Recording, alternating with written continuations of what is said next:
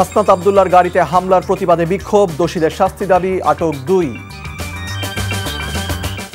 গণতন্ত্রের পক্ষে বললেই দোসর বলা হয় ফখরুল। ফ্যাসিবাদ প্রতিষ্ঠায় গণমাধ্যমের ভূমিকা খতিয়ে দেখা হবে তথ্য উপদেষ্টা। মানবিক করিডোর নিয়ে আলোচনা হয়নি, জাতীয় নিরাপত্তা উপদেষ্টা প্রত্যাবাসনে আশাবাদী পররাষ্ট্র উপদেষ্টা। শত্রুর ভাষাতেই শত্রুকে জবাব, পাকিস্তানকে ভারতের হুঁশিয়ারি, ভারতীয় রাফায়েল প্রতিহতের দাবি ইসলামাবাদে।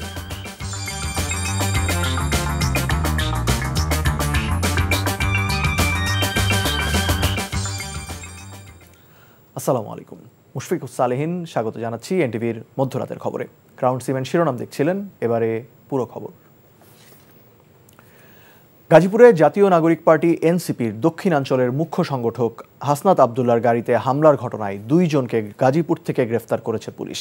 এদিকে এই ঘটনার প্রতিবাদে রোববার রাতে রাজধানী সহ দেশের বিভিন্ন স্থানে বিক্ষোভ মিছিল ও প্রতিবাদ সমাবেশ করেছেন এনসিপি নেতাকর্মী ও শিক্ষার্থীরা। মিছিলে আওয়ামী লীগকে নিষিদ্ধের দাবি জানান তারা। আবির আহমেদের রিপোর্ট। রোববার কৃষি বিশ্ববিদ্যালয়ের পার্শ্ববর্তী এলাকায় একটি অনুষ্ঠান শেষে ঢাকায় ফিরছিলেন এনসিপির দক্ষিণাঞ্চলের মুখ্য সংগঠক হাসনাত আব্দুল্লাহ। গাজীপুরের চান্দনা চৌরাস্তা এলাকায় তার গাড়ি জ্যামে আটকে থাকা অবস্থায় 4-5টি মোটরসাইকেলে আসা দুর্বৃত্তরা তার গাড়িতে হামলা চালায়। এতে গাড়ির গ্লাস, উইন্ডশিল্ড ভেঙে যায়। আঘাত পান হাসনাত আব্দুল্লাহ। খবর পেয়ে ঘটনাস্থলে পৌঁছে তাকে নিরাপদে ঢাকায় পৌঁছে দেওয়ার ব্যবস্থা করে পুলিশ। গাজীপুরে হাসনাত আব্দুল্লাহর গাড়িতে হামলার প্রতিবাদে রাজধানীতে বিক্ষোভ মিছিল করে জাতীয় নাগরিক পার্টি। এ সময় হামলায় জড়িতদের গ্রেফতারে 24 ঘন্টার আলটিমেটাম দেয়া হয়। এই হামলায় জড়িত প্রত্যেককে আইনের আওতায় না আনা হয়, তবে এনসিপির 24 ঘন্টার মধ্যে কঠিনতম কর্মসূচি ঘোষণা করতে বাধ্য হবে। এ ঘটনায় গাজীপুর, রাজশাহী, কুমিল্লা সহ দেশের বিভিন্ন স্থানে বিক্ষোভ মিছিল হয়। আমরা এই আওয়ামী লীগের নিষিদ্ধ চাই। আমার ভাইয়ের রক্ত কেন জ্বললো? প্রতিটা রক্তের বিচার চাই। নেককারজনকভাবে হামলা করেছে, আওয়ামী লীগের দোষরদেরকে গাজীপুর ছাড়া করবে ইনশাআল্লাহ। এদিকে হাসনাত আব্দুল্লাহর গাড়িতে হামলার প্রতিবাদে এবং আওয়ামী লীগের নিষিদ্ধের দাবিতে ঢাকা বিশ্ববিদ্যালয়ে বিক্ষোভ মিছিল করেছে শিক্ষার্থীরা। আবির আহমেদ, এনটিভি নিউজ, ঢাকা। গণতন্ত্রের পক্ষে কথা বললেই ফ্যাসিবাদের দোসর আখ্যা দেওয়া হচ্ছে উল্লেখ করে বিএনপি মহাসচিব মির্জা ফখরুল ইসলাম আলমগীর বলেছেন, বিএনপি সব সময় গণমাধ্যমের স্বাধীনতার পক্ষে। রাজনীতিবিদরা মনে করেন ব্যক্তি ও গোষ্ঠী স্বার্থ রক্ষায় গণমাধ্যমকে ব্যবহার করা হয়েছে। অন্যদিকে সম্পাদক পরিষদের নেতারা বলেছেন, মুক্ত গণমাধ্যমের প্রতিশ্রুতি অধরাই থেকে গেছে বারবার। রোববার সম্পাদক পরিষদের আলোচনায় এসব কথা বলেন তারা। হাসান মাহমুদের রিপোর্ট। বিশ্ব মুক্ত গণমাধ্যম দিবস উপলক্ষে জাতীয় প্রেস ক্লাবের সম্পাদক পরিষদের এই আয়োজন। ফ্যাসিবাদ পরবর্তী সময়ে গণমাধ্যমের স্বাধীনতার সূচক এগিয়ে এলেও তা সন্তোষজনক নয় উল্লেখ করে রাজনীতিবিদরা বলেন, গণতান্ত্রিক দেশ গড়ে তুলতে হলে চিন্তা ভাবনাকেও গণতান্ত্রিক করতে হবে। মির্জা ফখরুল বলেন, বাকশাল থেকে গণমাধ্যমকে মুক্ত করেছিল বিএনপি। আমার কথা বলতে ভয় হয় এই জন্য আমার এতটুকু কথা একটু কাট করে রেখে দিয়ে কাটপিস দিয়ে আর বাকিটা ছেড়ে দিল, বাস আমি আপনার ভারতীয় দোসর হয়ে গেলাম। আমরা বলি না যে আমরা একেবারেই আপনার ধোয়া তুলসী পাতা, কিন্তু এই কথা নিঃসন্দেহে বলতে পারি আমরা বরাবরই সংবাদপত্রের স্বাধীনতার পক্ষে ছিলাম, আছি এবং ভবিষ্যতে থাকবো।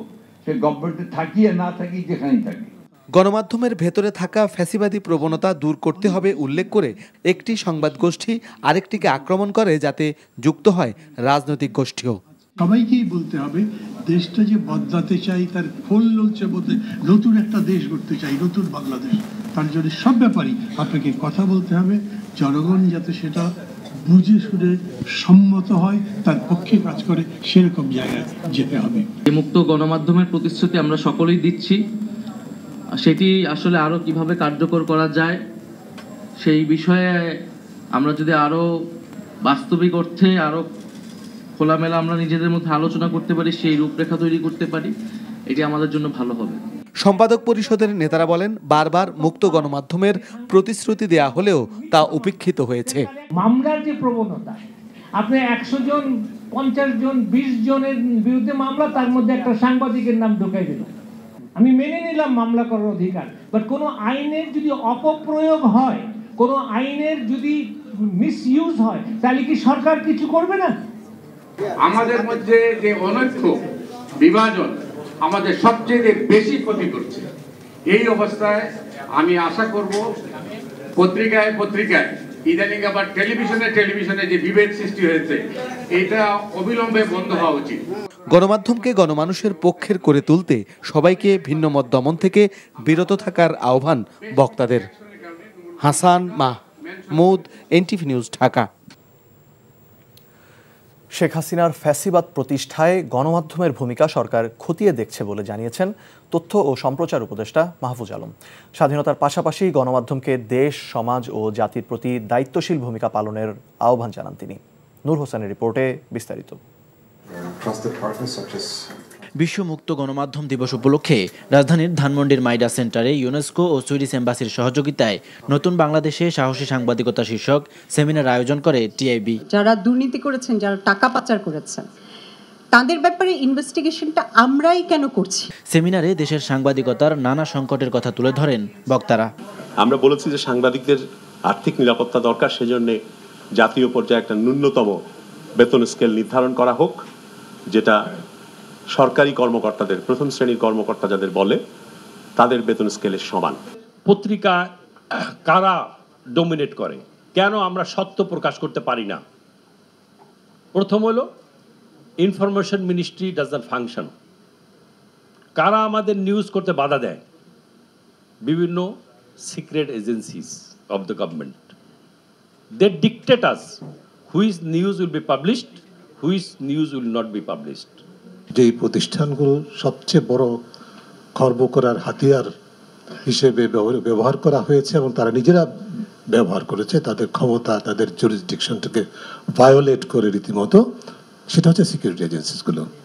সেখানে কিছু ব্যক্তির পরিবর্তন হয়েছে, সেখানে যে প্র্যাকটিসেস, যে সিস্টেম, যে চর্চা দীর্ঘদিন প্রতিষ্ঠিত করা হয়েছে সেটার পরিবর্তন হয়েছে, এইটা বলার মতো আমার অন্তত সৎসাহস নাই। প্রাতিষ্ঠানিক সহায়তা না পাওয়া সহ নানা ধরনের হয়রানির অভিজ্ঞতা তুলে ধরেন মফস্বলের গণমাধ্যম কর্মীরা। উকিল ছড়ানো হয়, আরেকটু শক্তিশালী হলে ওই সাংবাদিককে মারপিট করা হয়, আরেকটু শক্তিশালী তাকে হত্যা করা হয়। পরে সাংবাদিকতার সুরক্ষা আইন পাশের আশ্বাস সহ সাংবাদিকদের বেতন কাঠামো তৈরির চেষ্টা হচ্ছে বলে জানান তথ্য উপদেষ্টা। বিগত সময়ে গণতন্ত্র হত্যায় গণমাধ্যমের ভূমিকাও খতিয়ে দেখা হচ্ছে বলে জানান তিনি।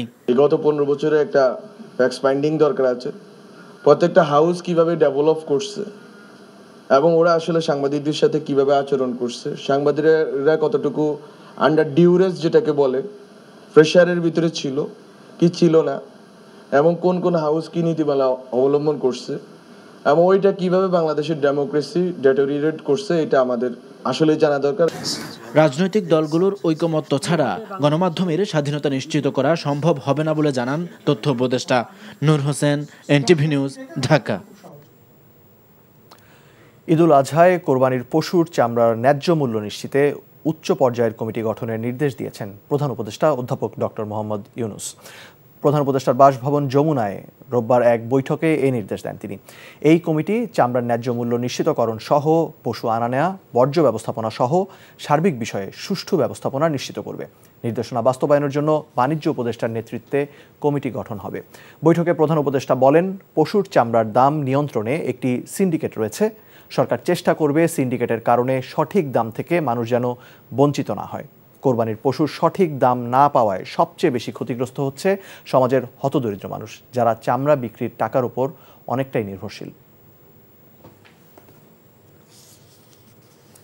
মিয়ানমারের রাখাইনে মানবিক করিডোর দেওয়ার বিষয়ে সরকারের সাথে কারো আলোচনা কিংবা কোনো চুক্তি হয়নি, এমনটা জানিয়ে জাতীয় নিরাপত্তা উপদেষ্টা ও প্রধান উপদেষ্টার রোহিঙ্গা বিষয়ক high representative doctor Khalilur Rahman বলেছেন, মিয়ানমারের সাথে প্রক্সি ওয়ারে জড়াবে না বাংলাদেশ। অন্যদিকে মিয়ানমারের অভ্যন্তরে চলা সংঘর্ষ রোহিঙ্গা প্রত্যাবাসনের জন্য সম্ভাব্য সুযোগ বলে মন্তব্য করেছেন পররাষ্ট্র উপদেষ্টা ডক্টর তৌহিদ হোসেন। রিপোর্টে জানাচ্ছেন শফি মাহমুদ সাগর। রাজধানীর মিরপুরে বাংলাদেশ ইউনিভার্সিটি অব প্রফেশনালসে রোহিঙ্গা প্রত্যাবাসন বিষয়ে আয়োজিত সেমিনারে অংশ নিয়ে পররাষ্ট্র উপদেষ্টা বলেন, রোহিঙ্গা সংকট নিয়ে বাংলাদেশ জটিল পরিস্থিতিতে আছে। তবুও মিয়ানমারে বিদ্যমান পরিস্থিতিকে রোহিঙ্গা প্রত্যাবাসনের জন্য সম্ভাবনাময় বলে আশাবাদ প্রকাশ করেন তিনি।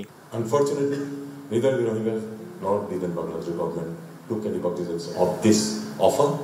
And one thing is that someone doesn't fight and then give the rights to you.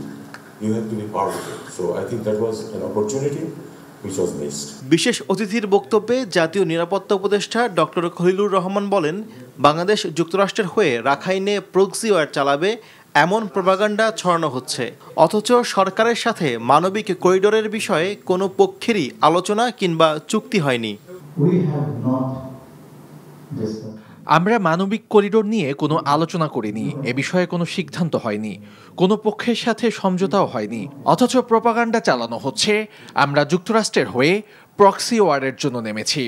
মিয়ানমারের অভ্যন্তরে অস্থিরতা তৈরি হবে এমন কিছুই সরকার করবে না জানিয়ে ডক্টর খলিলুর রহমান বলেন, দেশটির সার্বভৌমত্বকে সম্মান করে বাংলাদেশ, তবে দেশের সীমান্ত রক্ষায় সরকার প্রয়োজনীয় সকল পদক্ষেপ নেবে বলেও জানান তিনি। বাংলাদেশ মিয়ানমারের সার্বভৌমত্বের প্রতি শ্রদ্ধাশীল।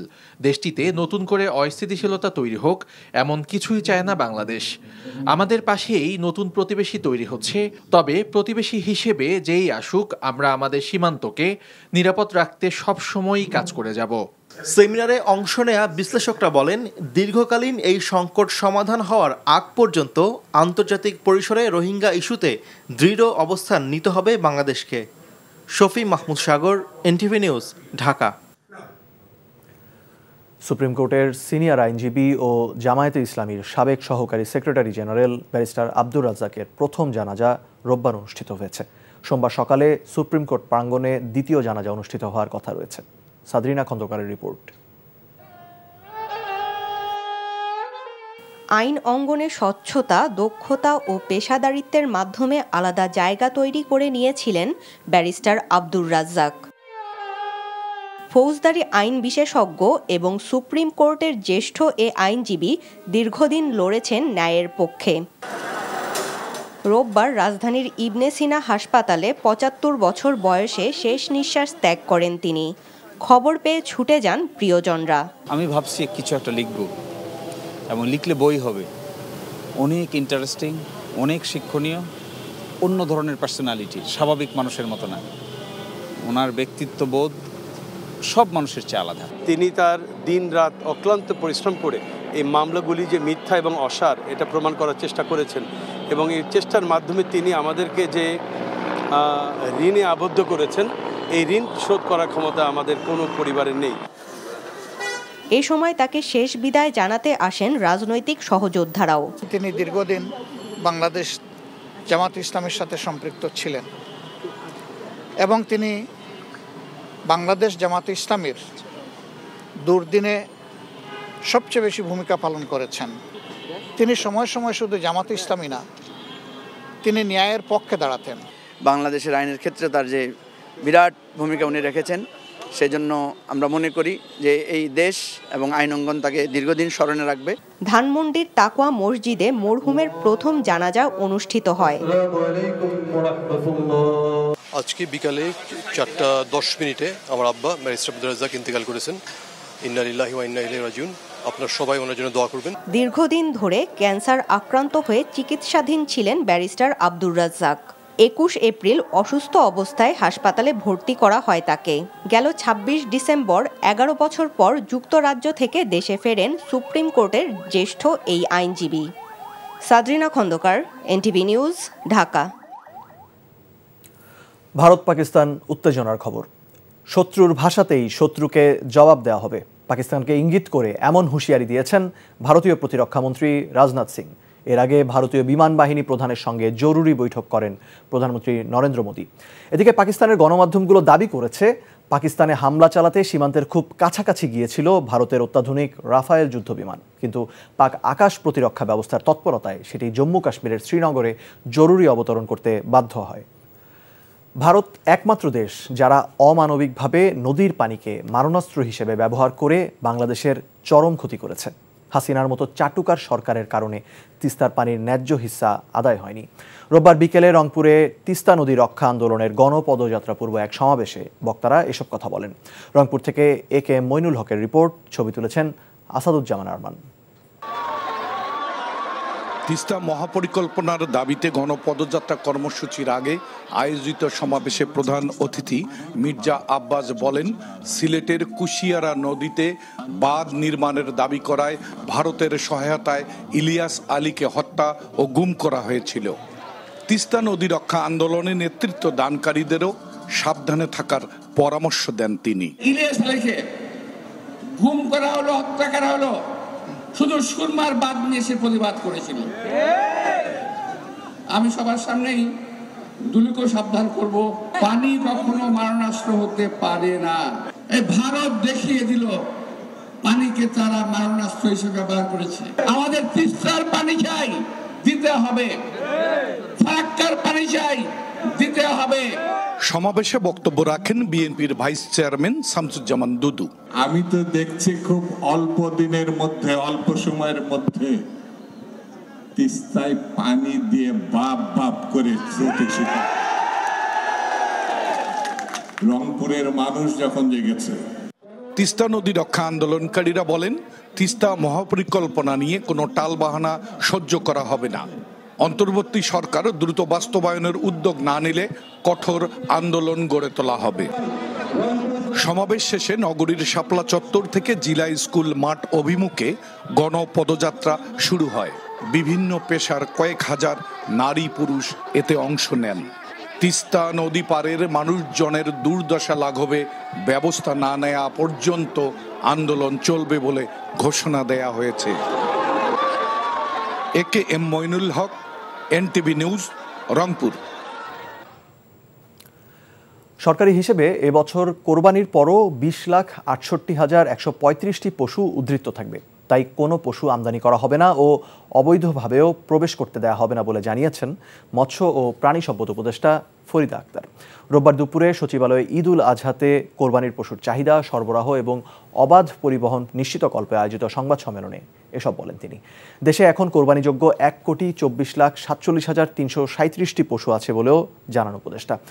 পশু পরিবহনে চাঁদাবাজি ঠেকাতে সব রকমের পদক্ষেপ নেওয়া হবে ও কোনো সমস্যা হলে হটলাইন নম্বর 16358-এ ফোন দেওয়ারও আহ্বান জানান তিনি। বলেন, কোরবানি পশু পরিবহনে উত্তরবঙ্গ থেকে ঢাকা হয়ে চট্টগ্রাম পর্যন্ত বিশেষ ট্রেনের ব্যবস্থা থাকবে। এছাড়া স্টেরয়েড বা হরমোনের ব্যবহার ঠেকাতে এখন থেকেই মাঠ পর্যায়ে নজরদারি বাড়ানো হয়েছে বলে জানান তিনি। কোরবানির পশুর ওপর নিষ্ঠুর আচরণ করা যাবে না ও প্রমাণ পেলে আইন অনুযায়ী ব্যবস্থা নেবারও হুঁশিয়ারি দেন ফরিদা আক্তার।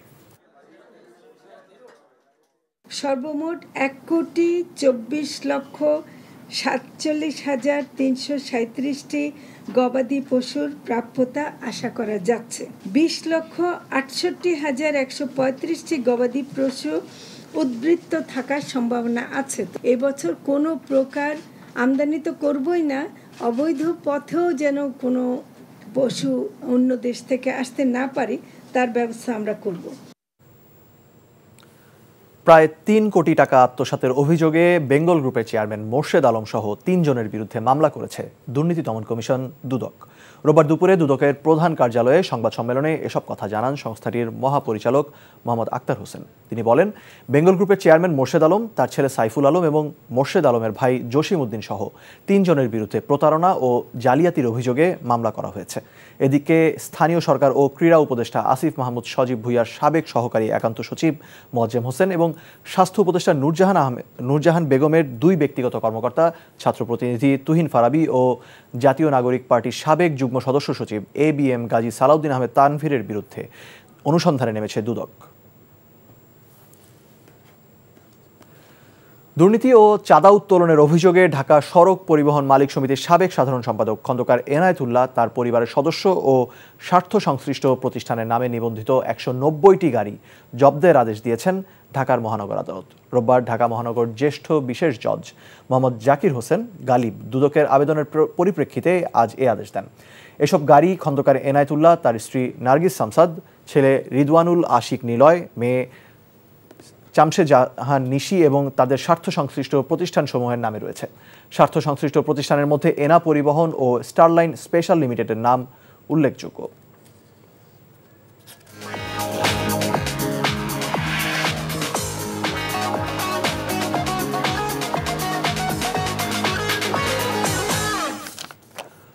মার্কেন্টাইল ব্যাংক অর্থনীতির খবর। কর ফাঁকির অর্থ উত্তোলনে রাজস্ব কর্মকর্তাদের লক্ষ্য ঠিক করে দেবে এনবিআর। বাৎসরিক রাজস্ব আদায় লক্ষ্যের সঙ্গে যোগ করা হবে বাড়তি এই কাজ, এমন উদ্যোগের কথা জানালেন জাতীয় রাজস্ব বোর্ড চেয়ারম্যান আব্দুর রহমান খান। বলেন, আগামী বাজেট হবে ব্যবসায়ী বান্ধব। রোববার রাজধানীতে এক হোটেলে বাজেট আলোচনায় এসব কথা বলেন তিনি। সে সময় বক্তারা বলেন, স্বৈরাচার আওয়ামী সরকারের আমলে যাচাই বাছাই ছাড়া নেওয়া প্রকল্প গ্রহণ ও তাতে ব্যাপক দুর্নীতি অনিয়ম দেশের অর্থনীতিকে ভোগাচ্ছে। তারা বলেন, দেশে বিদেশি বিনিয়োগের বৃদ্ধির জন্য দীর্ঘমেয়াদী ব্যবসা পরিকল্পনা ঘোষণা জরুরি। একই সাথে রাজস্ব আহরণে পরোক্ষ করের ওপর নির্ভরতা সঠিক পথ নয়, সরকারকে প্রত্যক্ষ করের ওপর জোর দিতে হবে। এ সময় রফতানি ও রেমিটেন্সে ধারাবাহিক প্রবৃদ্ধি অর্থনীতিতে ভালো ইঙ্গিত দিচ্ছে বলে জানান বক্তারা। প্রবাসের খবর। সৌদি আরব প্রবাসী শাহরাস্তি ফোরামের আলোচনা ও পরিচিতি সভা অনুষ্ঠিত হয়েছে। এনটিভি সৌদি আরব প্রতিনিধি ফারুক আহমেদ চান জানান, রিয়াদের বাথাই ইয়াসমিন অডিটোরিয়ামে অনুষ্ঠিত সভায় সাইফুল ইসলাম পাটোয়ারির সভাপতিত্বে এবং জাহাঙ্গীর আলম হৃদয় ও সালে আহমেদ ভুইয়ার যৌথ সঞ্চালনায় প্রধান অতিথি ছিলেন ফখরুল ইসলাম বিলাস। উপস্থিত ছিলেন ফয়েজউদ্দিন লাভলু সহ শাহরাস্তি উপজেলার প্রবাসীরা। সভায় দেশ ও জাতির শান্তি কামনায় বিশেষ দোয়া করা হয়। প্রবাসীদের নিয়ে গঠন করা হয়েছে ফরিদপুরের সদরপুর জাতীয়তাবাদী প্রবাসী ফোরাম সৌদি আরব। জেদ্দা থেকে মাসুদ সেলিম জানান, কৃষক দলকে আরও শক্তিশালী করতে সংগঠনটি গঠন করা হয়েছে বলে জানান নেতারা।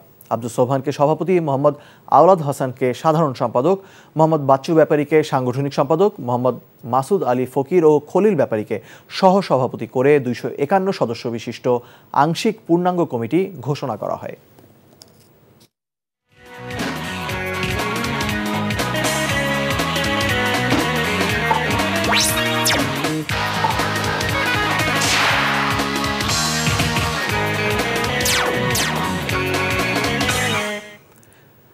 ইস্পাহানি প্রিমিয়ামটি খেলার খবর। ক্রিকেট। 2026 সালের টি-20 বিশ্বকাপ পর্যন্ত নেতৃত্ব পেলেন লিটন দাস, আর পাকিস্তান সিরিজ পর্যন্ত তার ডেপুটির দায়িত্ব পেয়ে সবাইকে চমকে দিয়েছে শেখ মেহেদী। নেতৃত্ব ছেড়ে দেয়া নাজমুল হোসেন শান্তকে নিয়ে ঘোষণা করা হয়েছে আমিরাত ও পাকিস্তান সিরিজের জন্য 16 সদস্যের স্কোয়াড। মমিনুর রিপনের রিপোর্ট। লিটন কুমার দাস ক্যাপ্টেন, তানজিদ হাসান, পারভেজ হোসেন ইমন। আরব আমিরাত ও পাকিস্তান সিরিজের স্কোয়াডে খুব বেশি বিস্ময়ের কিছু নেই। নাজমুল হোসেন শান্ত ক্যারিবীয় সিরিজের পর এ ফরম্যাটে নেতৃত্ব ছাড়ায় ফর্মহীন লিটনের কাঁধেই গেল আগামী বিশ্বকাপ পর্যন্ত অধিনায়কত্বের ভার। এই পরিকল্পনার পিছে নির্বাচক এবং কোচিং হেড কোচ তাদের একটা সংমিশ্রণ ছিল। ওর বিষয় নিয়ে আলোচনা হয়েছে, পারফরমেন্স নিয়ে আলোচনা হয়েছে, হয়নি যে তা নয়, বাট আমাদের মনে হয়েছে যে ওর মধ্যে যেই সম্ভাবনাটা আছে, ও যদি নিজের খেলাটাকে ঠিকমতো গুছিয়ে নিতে পারে তাহলে he can be an asset for the team. Or captaincy নিয়ে সবারই যথেষ্ট ইতিবাচক চিন্তাভাবনা আছে, কিন্তু সবারই যারা খুব টেকনিক্যালি সাউন্ড তারাও বলে তার ক্যাপ্টেন্সির গুণের কথাটা বলে। এই স্কোয়াড নিয়ে রোমাঞ্চ অনেক আগেই শেষ, বাকি ছিল আনুষ্ঠানিকতা। সেখানে অনেককে অবাক করে দিয়ে সহ অধিনায়ক হিসেবে ঘোষণা করা হয়েছে মেহেদীকে। ইউএই এবং পাকিস্তানে 7টা টি-20 ম্যাচ আছে। এই পার্টিকুলার এই সময়টুকুর জন্য শেখ মেহেদী তাকে ভাইস ক্যাপ্টেন হিসেবে মনোনয়ন দেওয়া হয়েছে। একটা খেলোয়াড় যদি ইনজুর্ড হয়ে যায়, 3টা ফরম্যাটের জন্য সে পিছিয়ে পড়ে। আর এখানে যে 5টা বোলার থাকবে তাদেরকে 4 ওভার করে বল করতেই হবে। তো সেই ক্ষেত্রে যেমন শেখ মাহাদি কিছুটা এগিয়ে আছে। মেহেদী হাসান মিরাজকে এই 2 সিরিজে না রাখার মধ্য দিয়ে তাকে যে টি-20তে বিবেচনায় খুব বেশি গুরুত্ব দিয়ে ভাবছে না নির্বাচকরা, সেই বার্তাটাও দেয়া হলো।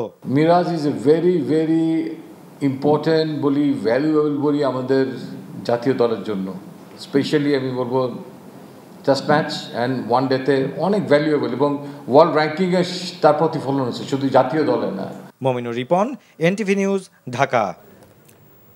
খবর শেষ করছি, যাবার আগে ক্রাউন সিমেন্ট শিরোনামগুলো আরেকবার। হাসনাত আব্দুল্লাহর গাড়িতে হামলার প্রতিবাদে বিক্ষোভ, দোষীদের শাস্তি দাবি, আটক 2। গণতন্ত্রের পক্ষে বললেই দোসর বলা হয় ফখরুল, ফ্যাসিবাদ প্রতিষ্ঠায় গণমাধ্যমের ভূমিকা দেখা হবে তথ্য উপদেষ্টা।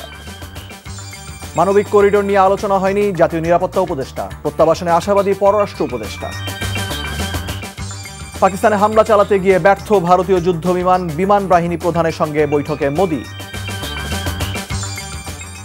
এই ছিল মধ্যরাতের খবরে। এই খবরের ভিডিও সহ আপডেট জানতে ভিজিট করুন এনটিভি অনলাইন www.ntvbd.com।